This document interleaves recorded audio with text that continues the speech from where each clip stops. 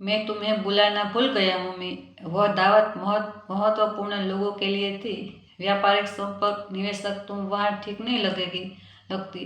मेरे बेटे के मुंह से निकल यह शब्द मेरे अपने बेटे के, जिसे मैं अपने बेटे पर 9 महीने रखा, जिसके लिए मैंने अपनी जवानी से सारे सपने दफन कर दिए। आज वही मुझे बता रहा था कि मैं महत्वपूर्ण नहीं हूँ। उस दिन मैंने कुछ नहीं कहा, बस मुस्कुरा दी और अपने कमरे में चले गए। पर उसे नहीं पता था कि मैं कौन हूँ।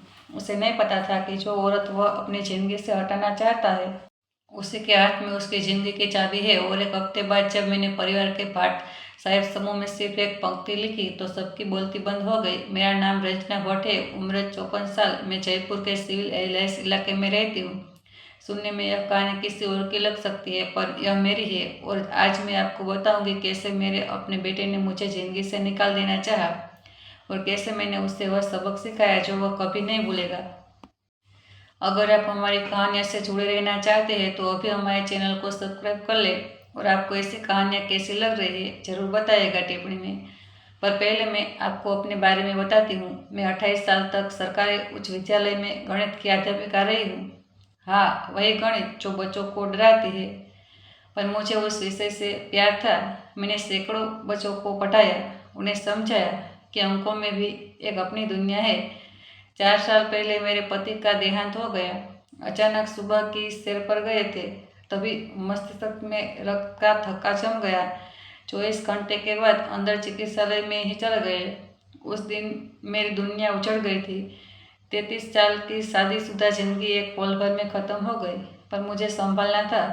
मेरे 2 बच्चे थे, मोहित और निधि। मोहित बड़ा है, अब 31 का। निधि छोटी 28 की। दोनों अपनी जिंदगी में स्थिर हो चुके थे। निधि की शादी दिल्ली में हो गई थी। वह वही रहती है अपने पति के साथ। और मोहित मोहित मेरे साथ ही रहता था इस मकान में अपनी पत्नी रितिका के साथ। शुरू में सब ठीक था। मोहित कंप्यूटर प्रोग्राम बनाने की अपनी कंपनी चलाता था। नया व्यवसाय है उसका, बहुत व्यस्त रहता है। बैठ के फोन प्रस्तुतियाँ। रितिका भी कभी काम करती थी पहले, पर शादी के बाद छोड़ दिया। अब घर पर ही रहती है। मैं सेवानिवृत्ति हो चुकी थी, पर मेरी जिंदगी में कोई कमी नहीं थी। मेरे पास अच्छी पेंशन थी, कुछ बचत थी और सबसे जरूरी यह 3 कमरों का मकान जिसमें हम रहते थे। सिविल लाइन्स में जयपुर के सबसे अच्छे इलाकों में से एक। सुबह में 5 बजे उठ जाती थी। सबसे पहले पूजा घर में दिया जलाती, अपने पति की तस्वीर के सामने माथा टेकती, फिर रसोई में चली जाती चाय बनाने। मुझे चाय बनाना अच्छा लगता था। पानी में अदरक फूट करना डालना, इलायची की महक, दूध का उबलना, सब कुछ एक सुकून देता था।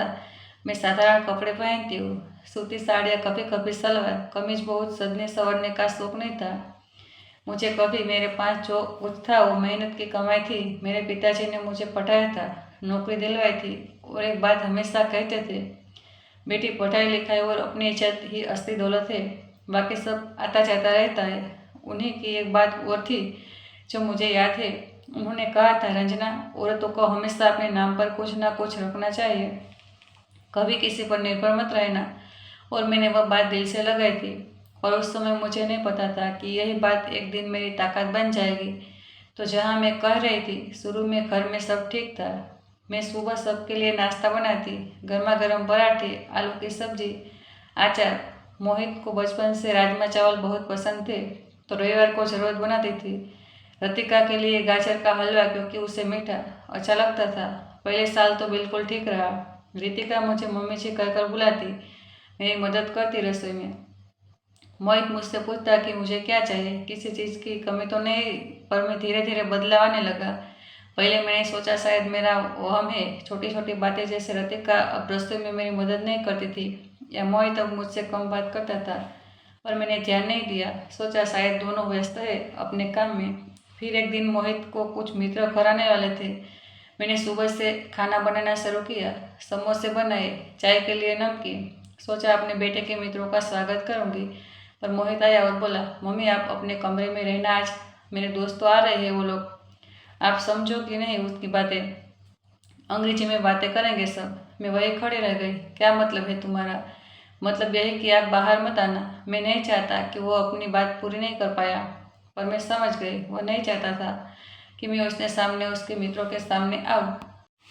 मैं उसकी माँ उसके लिए शर्मिंदगी थी। उस दिन मैं अपने कमरे में चली गई। मैंने दरवाज़ा बंद किया और अपने पति की तस्वीर की ओर देखा। देखा आपने? मैंने फुसफुसा कर कहा, हमने जिस बेटे को पाला वो आज मुझसे छुपना चाहता है। पर तभी मुझे नहीं पता था कि यह तो बस शुरुआत थी। अगले कुछ हफ्तों में और भी बहुत कुछ हुआ। एक दिन शाम को रतिका के माता पिता खाने पर आए थे। मैंने पूरे दिन मेहनत करके खाना बनाया। दाल मखनी, पनीर, रोटियां, खीर, सब कुछ घर का बना हुआ। और जब खाना परोसने का समय आया तो रतिका ने कहा, मम्मी जी आप बैठिए, मैंने बाहर से खाना मंगवाया है। मेरे पापा को घर का खाना पसंद नहीं, वो होटल का खाते हैं। मैं सन रह गई। मैंने पूरे दिन जो खाना बनाया वह मेज पर ही रह गया और होटल से मंगवाया हुआ खाना सबने खाया। उस रात मैं सो नहीं पाई। मैं रसोई में बैठी हुई उन बर्तनों को देखती रही जिनमें मेरा बनाया खाना ठंडा हो गया था। मुझे अपनी माँ की याद आई। वो कहती थी, रंजना, औरतों के हाथ का खाना परिवार को जोड़ता है, पर आज मेरे हाथ का खाना किसी को चाहिए ही नहीं था। फिर मोहित का जन्मदिन आया। मैंने सोचा इस बार कुछ खास करूँगी। उसका पसंदीदा गाजर का हलवा बनाऊंगी, घर में ही छोटी सी पूजा करवाऊंगी। पर मोहित ने 3 दिन पहले ही बता दिया, मम्मी मैं अपना जन्मदिन होटल में मना रहा हूँ, बड़ा उत्सव है, सब आ रहे हैं। अच्छा बेटा, कितने बजे चलना है? मैं तैयार हो जाऊंगी। वो चुप रह गया। फिर बोला, मम्मी वो दरअसल यह एक व्यावसायिक कार्यक्रम भी है, निवेशक आ रहे हैं, बड़े लोग। तुम वहाँ तुम्हें अच्छा नहीं लगेगा। मैंने उसकी आंखों में देखा, वो झूठ बोल रहा था। सच यह था कि वो नहीं चाहता था कि मैं वहाँ जाऊँ। अपनी माँ को अपने जन्मदिन पर नहीं चाहता था। ठीक है बेटा, मैंने कहा, जैसे तुम्हारी मर्जी। उस दिन मोहित ने 5 सितारे होटल में अपना जन्मदिन मनाया और मैं घर पर अकेली बैठी रही। मैंने दिया जलाया, भगवान से प्रार्थना की कि मेरे बेटे को लंबी उम्र मिले। फिर मैंने वो गाजर का हलवा अकेले ही खाया जो मैंने उसके लिए बनाया था। पड़ोस की सुधा आंटी ने अगले दिन पूछा, रंजना कल मोहित का जन्मदिन था ना? देखा मैंने उसके व्हाट्सएप की तस्वीरें। इतना बड़ा जश्न तुम नहीं गई? नहीं, मैंने मुस्कुराते हुए कहा, मेरी तबीयत ठीक नहीं थी। पर सुधा आंटी समझदार थी। उन्होंने मेरे हाथ पर हाथ रखा और कहा, रंजना अगर कभी बात करनी हो मैं हूं ना। मैं कुछ नहीं बोली। क्या बोलती कि मेरा अपना बेटा मुझसे दूर जा रहा है, कि मैं अपने ही घर में अजनबी बनती जा रही हूँ। पर असली झटका तो अभी बाकी था। 1 महीने बाद रतिका ने एक दिन मुझसे कहा, मम्मी जी मुझे आपका कमरा चाहिए, मैं वहाँ अपना काम करने की जगह बनाना चाहती हूँ। आप छोटे कमरे में शिफ्ट हो जाए। मैं अकड़ रह गई। क्या कहा तुमने? मम्मी जी ना, देखिए ना, आप तो अकेले हैं, आपको इतनी बड़ी जगह की क्या जरूरत? और मुझे काम के लिए एक अलग कमरा चाहिए। मोहित भी यही कर रहे हैं। मैंने मोहित की ओर देखा। वो अपने फ़ोन में देख रहा था। मेरी तरफ देखा भी नहीं। मोहित ने मैंने पुकारा, हाँ मम्मी, रतिका सही कह रही है। तुम्हें ऐसे बड़े कमरे की क्या ज़रूरत है? छोटा कमरा भी तो आरामदायक है। वो कमरा जहाँ मैंने 33 साल अपने पति के साथ बिताए थे, जहाँ मेरे बच्चे बड़े हुए थे, जहाँ मेरे पति ने अंतिम सांस ली थी, वो कमरा मुझसे छीना चाह रहा था। और अगर मैं ना कहूँ? मैंने धीरे से पूछा। रतिका ने हंसते हुए कहा, मम्मी जी आप तो समझदार है, परिवार में सबको समझौता करना पड़ता है ना। उस दिन मैंने अपना कमरा छोड़ दिया। मैंने अपना सामान उठाया और छोटे कमरे में चले गई। पर जब मैं अपने पति की तस्वीर उठा रही थी तो मेरे हाथ काँप रहे थे। मैंने उनकी तस्वीर से कहा, माफ़ करना, मैं आपकी आदत भी नहीं बचा पाई। और उसी रात मैंने फैसला कर लिया, मैं चुप नहीं रहूँगी। मैं देखूंगी कि यह सब कहाँ तक जाता है। मैंने अपनी अलमारी से कुछ कागजात निकाले, वह कागजात जो मैंने वर्षों से संभाल कर रखे थे, मेरे जमीन जायदाद के कागजात, बैंक के कागजात। और मैंने उन्हें ध्यान से पढ़ना शुरू किया। अगले दिन से मैं चुपचाप अपना काम करने लगी। मैंने एक वकील से मुलाकात की। पुराना वकील था, मेरे पति का मित्र। उसका नाम रमेश शर्मा था। मैंने उसे सब कुछ बताया। रंजना जी, उसने कहा, आपको पता है ना कि आपके पास क्या है? हाँ, मैंने कहा, पर मोहित को नहीं पता, तो उसे बताइए। डराइए उसे नहीं रमेश जी, मैं सिर्फ डराना नहीं चाहती। मैं चाहती हूँ कि वह समझे, और अगर नहीं समझा तो फिर मैं वो करूँगी जो करना होगा। वकील साहब मुस्कुराए। आप बहुत बहादुर है रंजना जी, बहुत कम औरतें इतना सोच पाती है। मेरे घर लौट आई और मैंने इंतज़ार करना शुरू किया। सही समय का इंतज़ार, सही मौके का इंतज़ार, और वह मौका जल्दी ही आ गई। तो 2 हफ्ते बाद एक शाम में रसोई में थी, मैं चाय बना रही थी, तभी मोहित और रितिका अपने कमरे में बात कर रहे थे। उनकी आवाज़ें आ रही थी, देखो ना मोहित, रितिका कह रही थी, तुम्हारी मम्मी पूरे घर में घूमती रहती है। मुझे अच्छा नहीं लगता, मेरी सहेली आती है तो शर्मा आती है। हाँ, मोहित ने कहा, मुझे भी लगता है कि शायद हमें कोई और इंतजाम करना चाहिए। क्या मतलब? रितिका ने पूछा। मतलब शायद मम्मी को निधि के पास भेज दिल्ली या फिर कोई वृद्धाश्रम देख ले। वृद्धाश्रम? मेरे अपना बेटा मुझे वृद्धाश्रम भेजने की बात कर रहा था। मेरे हाथ से चाय का कप छूट गया, वह जमीन पर गिरकर टूट गया और मैंने उन्हें उसे उठाया नहीं। वे वहीं खड़े रह गए पत्थर की तरह। उस रात मैं सो नहीं पाई। मैं अपने छोटे से कमरे में बैठी रही अंधेरे में। मेरे दिमाग में बस यही बात घूम रही थी, वृद्धाश्रम, मेरा बेटा मुझे वृद्धाश्रम भेजना चाहता है। मैंने अपने मोबाइल में निधि का नंबर खोला, सोचा उससे फ़ोन करूँ, सब बताओ, पर फिर रुक गई। निधि को क्यों परेशान करूँ? उसकी अपनी ज़िंदगी है, अपनी समस्या है। नहीं, यह लड़ाई मुझे अकेले ही लड़नी होगी। अगले दिन मैं फिर वकील साहब के पास गई। इस बार मैंने उन्हें अपना पूरा प्लान बताया। उन्होंने सुना, फिर धीरे से सिर हिलाया। रंजना भी, आप निश्चित है? एक बार यह कदम उठा लिया तो वापसी नहीं होगी।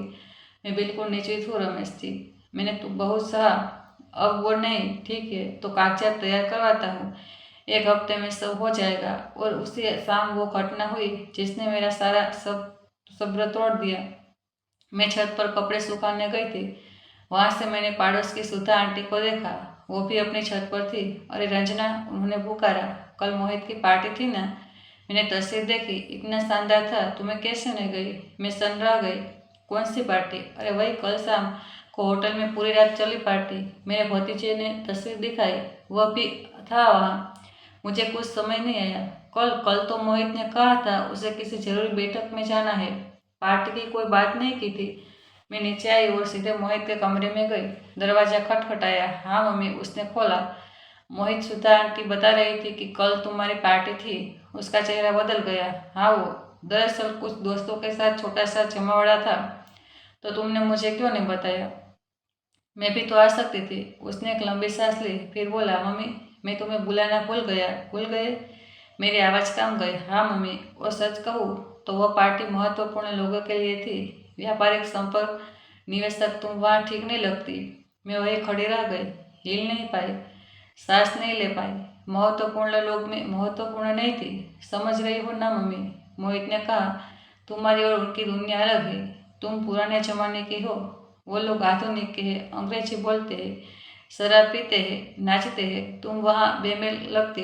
बेमेल? अपने ही बेटे की दुनिया में मैं बेमेल थी? मैं कुछ नहीं बोली, बस मुड़ी और अपने कमरे में चली गई, दरवाज़ा बंद किया और अपनी पूजा की छोटी सी जगह पर बैठ गई। मैंने दिया जलाया और अपने पति की तस्वीर की ओर देखा। देख रहे हो? मैंने फुसफुसा कर कहा, जिस बेटे के लिए हमने सब कुछ किया, वो आज कह रहा है कि मैं महत्वपूर्ण नहीं हूँ, मैं बेमेल हूँ। उस रात मैंने बहुत रोया, शायद 4 साल में पहली बार इतना रोया जितना अपने पति की मौत के बाद नहीं रोई थी, क्योंकि पति की मौत तो प्रकृति का नियम था, पर बेटे का अपमान वह तो खुद से चुना हुआ था। और सुबह जब मैं उठी तो मेरी आंखों में आंसू नहीं थे, गुस्सा था, ठंडा, शांति, निश्चित गुस्सा। मैंने फ़ोन उठाया और वकील साहब को फ़ोन किया। रमेश जी, कागजात तैयार हो गए? हाँ रन्ना जी, आज शाम तक मिल जाएगा। बहुत अच्छा, मुझे उन पर दस्तखत करने हैं। और एक काम और है, बताइए। मुझे एक संदेश लिखना है, एक बहुत खास संदेश। अगले 3 दिन में बिल्कुल सामान्य रही। मैंने रोज़ की तरह खाना बनाया, घर साफ किया, पूजा की। मोहित और रितिका को कुछ पता नहीं चला मेरे मन में क्या चल रहा है। रितिका ने एक दिन कहा, मम्मी जी, आज आप अच्छी लग रही है, कोई खास बात है क्या? मैंने मुस्कुराते हुए कहा, नहीं बेटा, कुछ नहीं, बस ऐसे ही। पर अंदर ही अंदर मैं गिन रही थी, रविवार का इंतजार कर रही थी, क्योंकि रविवार को रितिका के माता पिता आने वाले थे दोपहर के खाने पर। और मैं चाहती थी कि जो मैं करने जा रही हूँ वह सबके सामने हो। शुक्रवार को मैं वकील साहब के दफ्तर पर गई। उन्होंने सारे कागजात मेरे सामने रखे। रन्ना जी, यह रहे, सब तैयार है, यहाँ दस्तखत कर दीजिए। मैंने कागजात देखे। राजस्थान सरकारी विद्यालय शिक्षक कल्याण न्यास को मेरी जमीन जायदाद दान करने के कागजात, मेरी MI रोड की दुकान जो मेरे पिताजी ने मुझे दी थी, जिसकी कीमत 4.5 करोड़ थी, मैंने बिना हिचकिचाए दस्तखत कर दी। हो गया? मैंने पूछा। हाँ, हो गया। अब यह संपत्ति न्यास की है। कानूनी तौर पर आपका या आपके बच्चों को कोई अधिकार नहीं रहा इस पर। बहुत अच्छा। मैंने गहरी सांस ली। अब मुझे घर जाना है। रविवार को बहुत कुछ करना है। शनिवार को मैं बाजार गई। मैंने अच्छी सब्जियां खरीदी, मिठाई ली, फल लिए। रतिका हैरान थी। मम्मी जी, इतना सामान? कल तुम्हारे माता पिता आ रहे हैं ना? सोचा अच्छा खाना बनाओ, बहुत दिन हो गए उन्हें घर बुलाया। रितिका खुश थी। उसे लगा शायद मैंने सब माफ़ कर दिया, सब भुला दिया। पर उसे नहीं पता था कि मैंने कुछ नहीं भुलाया। मैं सिर्फ सही समय का इंतजार कर रही थी। रविवार की सुबह में 5 बजे उठ गई। मैंने नहा धोकर पूजा की, फिर रसोई में जाकर खाना बनाना शुरू किया। दाल, पनीर, आलू की सब्जी, पूड़ियाँ, वो खीर, सब कुछ ध्यान से बनाया। दोपहर 12 बजे लतिका के माता पिता आए। उनका नाम सुरेश और मीना रखन्ना था। मैंने उनका स्वागत किया, उन्होंने बैठाया। अरे रंजना जी, सूरज जी ने कहा, आपने इतनी मेहनत की, कोई बात नहीं। मैंने अब कहा, आप लोग तो परिवार है। खाना परोसा गया, सब बैठे। मोहित, रितिका, उनके माता पिता और हम खाना खा रहे थे, बातें हो रही थी। तभी मोहित का फ़ोन बजा। उसने देखा और बोला, अरे यह तो मेरे निवेशक का फ़ोन है, मुझे लेना होगा। वो फ़ोन पर बात करने लगा। मैं चुपचाप अपना खाना खा रही थी और मैं इंतज़ार कर रही थी, सही पल का इंतज़ार। फिर मोहित ने फ़ोन रखा और मेज पर वापस आ गया। वो थोड़ा परेशान लग रहा था। क्या हुआ बेटा? सूरज जी ने पूछा। कुछ नहीं चाचा जी, बस थोड़े। दरअसल मोहित ने अपने व्यवसाय के लिए कर्ज चाहिए बैंक से, और बैंक कह रहा है कि मुझे कोई संपत्ति रखनी होगी जमानत के तौर पर। तो रितिका ने पूछा, कोई समस्या है क्या? नहीं, मोहित ने कहा, कोई समस्या नहीं, हमारे पास तो बहुत संपत्ति है। मम्मी के नाम पर MI रोड की दुकान है, यह मकान है। मैं कल ही बैंक को कागजात दिखा दूंगा। मेरा वक्त आ गया था। मैंने अपनी थाली एक तरफ रखी, धीरे से अपना फ़ोन निकाला, परिवार का व्हाट्सएप समूह खोला। वह समूह जिसमें मोहित, रितिका, नीति, मेरे भाई बहन, रितिका के माता पिता सब थे। और मैंने एक संदेश लिखा, सबके फ़ोन एक साथ बजे। सबने अपने अपने फ़ोन देखे और एक एक करके सबके चेहरे बदल गए। मोहित ने अपना फ़ोन देखा, उसके हाथ कांपने लगे, उसका चेहरा पीला पड़ गया। मेरे संदेश में लिखा था, क्योंकि मैं अपने बेटे की जिंदगी में महत्वपूर्ण नहीं हूँ, इसलिए मैंने आज अपनी AMI रोड की दुकान कीमत 4.5 करोड़ राजस्थान सरकारी विद्यालय शिक्षक कल्याण न्यास को दान कर दी। कागजात आज ही दाखिल हो गए। मोहित बेटा, तुम सही कह रहे थे, तुम्हें महत्वपूर्ण नहीं लोगों की जरूरत नहीं। मेज पर सन्नाटा छा गया। मोहित मुझे घूर रहा था, उसके मुंह से आवाज़ नहीं निकल रही थी। रितिका की आंखें फटी रह गई। सुरेश और मीना खन्ना एक दूसरे को देख रहे थे। फिर मोहित चिल्लाया, मम्मी यह क्या किया तुमने? मैंने शांति से कहा, जो करना था। तुमने कहा था ना कि मैं महत्वपूर्ण नहीं हूँ, तो फिर मेरी संपत्ति तुम्हारे किस काम की? पर वो दुकान तो, वो मोहित हकला रहा था, वो मेरी थी। मैंने कहा, मेरे पिताजी ने मुझे दी थी और मैंने उसका जो चाहा वो किया। कानूनी तौर पर सब सही है, तुम चाहो तो वकील से पूछ लो। रितिका बोली, पर मम्मी जी, आपने हमसे पूछा तक नहीं। वो दुकान तो परिवार की थी। मैंने उसकी आंखों देखा, ठंडी नजरों से। परिवार की? रितिका बेटी, जब तुमने मुझे मेरे कमरे से निकाला तब मैं परिवार की नहीं थी। जब तुमने मेरा बनाया खाना फेंकवाया तब मैं परिवार की नहीं थी। जब मोहित ने मुझे अपने जन्मदिन पर नहीं बुलाया तब मैं परिवार की नहीं थी। रितिका के माता पिता अब असहज हो रहे थे। मीना खन्ना ने पूछा, रंजना जी, आप यह क्या कह रही है? मैंने उनकी ओर देखा। सच कह रही हूँ मीना जी, मैं आपको बताती हूँ कि पिछले 1 साल से मेरे साथ क्या हो रहा है। और मैंने सब कुछ बता दिया, हर बात, हर अपमान, हर घटना। कैसे मोहित ने मुझे अपने मित्रों से छुपाया, कैसे रितिका ने मेरे खाने को ठुकराया, कैसे मुझे मेरे ही कमरे में से निकाल दिया गया, और कैसे मोहित ने मुझे अपनी पार्टी से महत्वपूर्ण नहीं बताया। सुरेश खन्ना का चेहरा सख्त हो गया। वो मोहित की ओर मुड़े। यह सच है? मोहित कुछ नहीं बोला, उसका सिर झुका था। मोहित, सुरेश जी की आवाज़ तेज हुई। मैंने पूछा, यह सच है चाचा जी? वो दरअसल मोहित हकला रहा था। मीना खन्ना ने रितिका की ओर देखा। रितिका, तुमने यह सब किया अपनी सास के साथ? रितिका के आंसू निकल गए। अम्मा, वो मैंने तो सिर पर। मीना जी उठ गई। बस, हमने बहुत सुना लिया। सूरज जी चलिए, मैं यहाँ एक पल नहीं रह रुकना चाहती। वह दोनों जाने लगे। जाते जाते मीना जी ने मुझसे कहा, रंजना जी, माफ़ करना, हमने सोचा था हमारी बेटी अच्छे घर में गई है, पर यह तो। उनकी आवाज़ कांप गई। आपने बिल्कुल सही किया। वो चले गए। मेज पर सिर्फ मैं, मोहित और रितिका बचे। मोहित ने अपना सिर उठाया। उसकी आंखों में आंसू थे। मम्मी, तुमने यह क्यों किया? मैंने उसकी ओर देखा। मेरी आवाज़ शांत थी पर उसमें दर्द था, क्योंकि मोहित, तुमने मुझे महत्वपूर्ण नहीं समझा। तुमने मुझे अपनी ज़िंदगी से निकालना चाहा। तुमने मुझे वृद्धाश्रम भेजने की बात की। हाँ, मैंने सुना था वो बात। मोहित का चेहरा और भी पीला पड़ गया। तुमने सुना था? हाँ, और उस दिन मैंने फैसला कर लिया था कि अब बहुत हो गया, मैं चुप नहीं रहूँगी। पर मम्मी, रतिका रोने लगी। आपने हमारा सब कुछ बर्बाद कर दिया। मोहित को वह कर्ज चाहिए था। उसका व्यवसाय, मैंने उसकी बात काटे।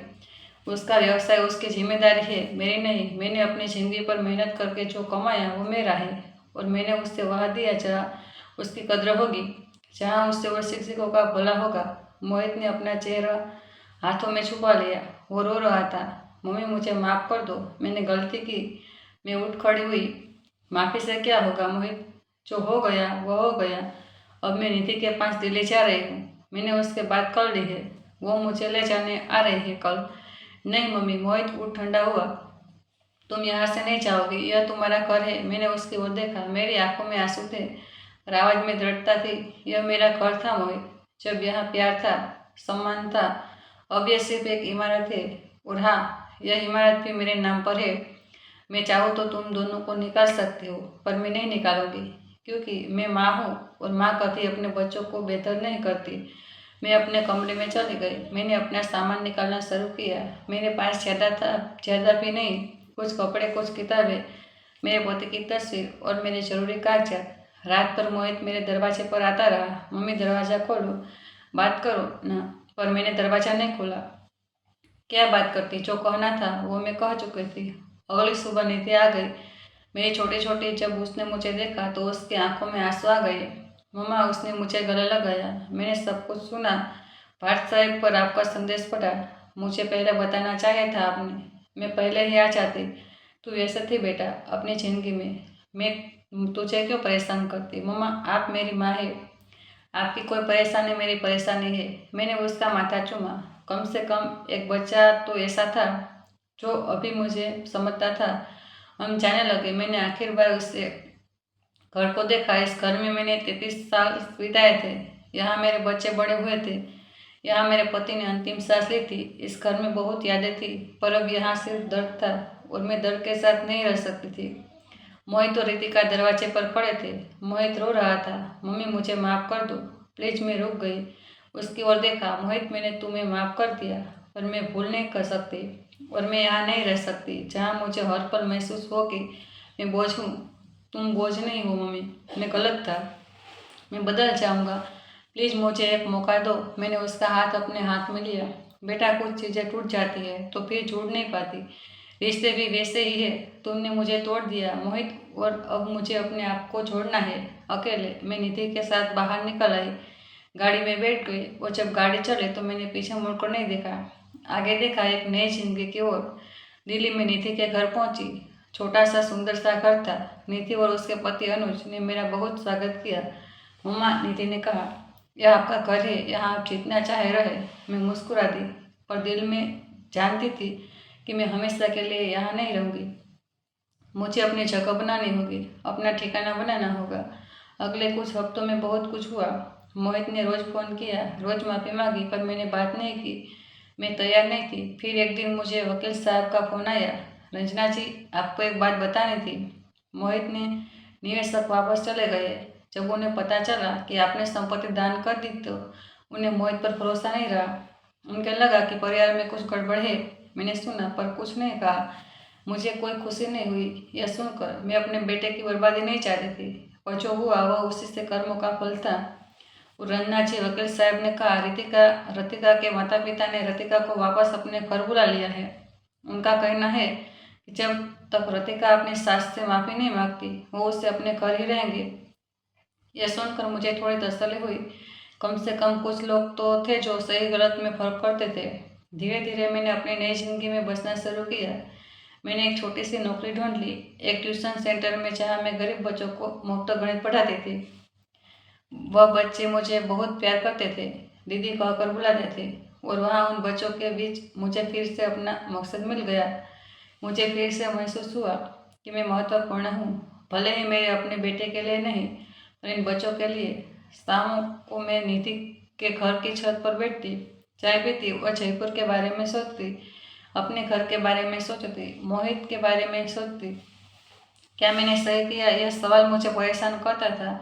पर फिर मैं उस दिन को याद करती जब मोहित ने कहा था, तुम वहाँ ठीक नहीं लगती, और मुझे अपना जवाब मिल जाता, हाँ मैंने सही किया, क्योंकि कभी कभी अपनी इज्जत बचाने के लिए बहुत बड़ी कीमत चुकानी पड़ती है, और मैंने वही कीमत चुकाई।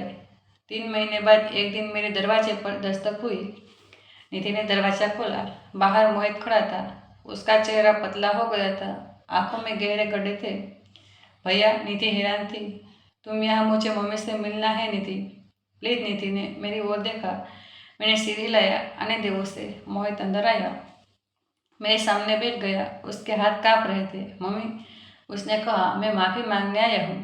आखिर बार मैं जानता हूँ तुम माफ़ नहीं करोगी, पर मुझे कहना था। बोलो मम्मी। मैंने तुम्हारे साथ बहुत गलत किया। मैं अंधा हो गया था।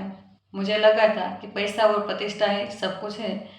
मुझे नहीं पता था कि असली प्रतिष्ठा अपनी माँ का सम्मान करने में है। मैं चुप रही। जब तुम चले गए तब मुझे समझ आ गया कि मैंने क्या खोया। घर खाली लगने लगा, तुम्हारी बनाई चाय की याद आने लगी, तुम्हारे हाथ का खाना याद आने लगा, तुम्हारी आवाज़ याद आने लगी। उसकी आवाज़ कांप रही थी। रतिका भी चले गई। उसके माता पिता ने उसे वापस ले लिया। कहा कि जब तक मैं अपनी गलती नहीं सुधारूंगा वह उसे मेरे पास नहीं भेजेंगे। मेरे निवेशक भी चले गए। मेरा व्यवसाय डूब रहा है। पर सबसे बड़ी तकलीफ यह है कि मैंने अपनी माँ खो दी। वो माँ जिसने मुझे अपने पेट में रखा, पाला पोसा, पढ़ाया लिखाया, और मैंने उसे क्या दिया? अपमान। और रोने लगा, जोर जोर से रोने लगा। मेरे पैरों पर गिर गया। मम्मी, मुझे माफ़ कर दो प्लीज़, मैं बदल जाऊंगा। मैं पक्का वादा करता हूँ। मेरी आंखों में भी आंसू आ गए। वो मेरा बेटा था, मेरी कोख से जन्मा था। कैसे मैं उसे यूं रोते देख सकती थी? पर मैंने अपने आप को रोका। मैंने उसका हाथ अपने हाथ में लिया। मोहित, मैं तुम्हें माफ़ करती हूँ, पर मैं वापस नहीं आ सकती। क्यों मम्मी? उसने मेरी ओर देखा। क्योंकि बेटा, कुछ ख्वाब इतने गहरे होते हैं कि वो भर नहीं पाते। तुमने मुझे जो दर्द दिया वो मैं भूल नहीं पाऊंगी। मैं तुम्हें माफ़ कर सकती हूँ, पर मैं फिर वैसे वह दर्द नहीं झेल सकती। तो क्या हम कभी? उसकी आवाज़ टूट गई। हम माँ बेटे हैं मोहित, यह रिश्ता कभी नहीं टूटेगा, पर हम अब वैसे नहीं रह सकते जैसे पहले थे।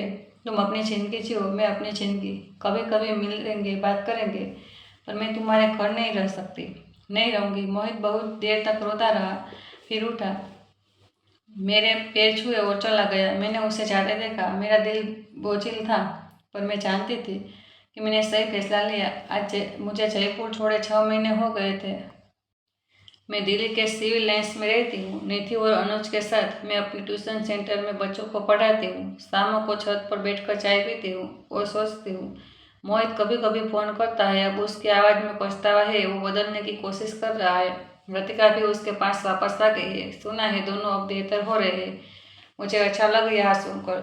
मैं अपने बेटे की बर्बादी नहीं चाहती थी, बस मैं अपनी इज्जत चाहती थी, और मुझे वह मिली। उस दिन जब मैंने व्हाट्सएप पर वह संदेश लिखा था तो मैंने सिर्फ एक संपत्ति नहीं दान की थी, मैंने अपनी आवाज़ बुलंद की थी। मैंने कहा था कि मैं भी महत्वपूर्ण हूँ, मेरी भी कद्र होनी चाहिए, मैं भी सम्मान की हकदार हूँ। और वह एक पंक्ति जो मैंने परिवार के समूह में लिखी थी, उसके सबको चुप कर दिया। उसने सबको दिखा दिया था कि एक माँ, एक बुजुर्ग औरत कमज़ोर नहीं होती, वह ताकतवर होती है। बस उसे अपनी ताकत का एहसास होना चाहिए। मैं जयपुर सिविल लाइन्स में रहती हूँ। आप कहाँ से हैं? टिप्पणी में ज़रूर बताएगा। शायद आपके शहर की भी कोई कहानी सुना दूँ किसी दिन। आज जब मैं अपने छोटे से कमरे में बैठी हूँ, अपने पति की तस्वीर को देखती हूँ, तो मुझे उनकी आवाज़ सुनाई देती है, रंजना, तुमने सही किया, तुमने अपनी इज्जत बचाई। मुझे तुम पर गर्व है। और मुझे अपने पिताजी की बात याद आती है, बेटी पढ़ाई लिखाई और अपनी इज्जत की असली दौलत है। आज पास वह संपत्ति नहीं है जो मेरे पिताजी ने दी थी, पर मेरे पास कुछ और है, अपनी इज्जत, अपना सम्मान, अपनी आवाज़, और यह किसी भी संपत्ति से ज़्यादा कीमती है। इस कहानी से मैंने सीखा कि कभी कभी हमें अपने लिए खड़ा होना पड़ता है, भले ही सामने हमारे अपने हो। कभी कभी हमें अपनी आवाज़ बुलंद करनी पड़ती है, भले ही वह आवाज़ कांपती हो। और सबसे बड़ी बात, हमें कभी अपनी कद्र कम नहीं आंकनी चाहिए। हम सब महत्वपूर्ण है, हर माँ महत्वपूर्ण है, हर बुजुर्ग महत्वपूर्ण है। और अगर कोई हमें महत्वपूर्ण नहीं समझता तो हमें उन्हें दिखाना चाहिए कि हम कितने महत्वपूर्ण हैं। जो लोग हमें प्यार करते हैं वह हमारी कद्र करेंगे, और जो नहीं करते वो हमें इनके जीवन में रहने की ज़रूरत नहीं। हमें अपने लिए जीना है, अपनी इज्जत के लिए जीना है, अपनी खुशी के लिए जीना है। आज मैं खुश हूँ, शांत हूँ, मुझे अफसोस नहीं है अपने फैसले का, क्योंकि मैंने वह किया जो सही था। मैंने अपनी रक्षा की और हर औरत को यह हक है अपनी रक्षा करने का, अपनी आवाज़ उठाने का, अपनी इज्जत बचाने का।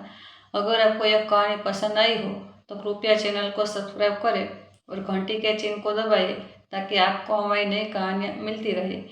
और टिप्पणी में बताएं कि आपको यह कहानी कैसी लगी। साझा करना ना भूलें अपने परिवार और मित्रों के साथ। अगली कहानी जल्द ही आ रही है। धन्यवाद।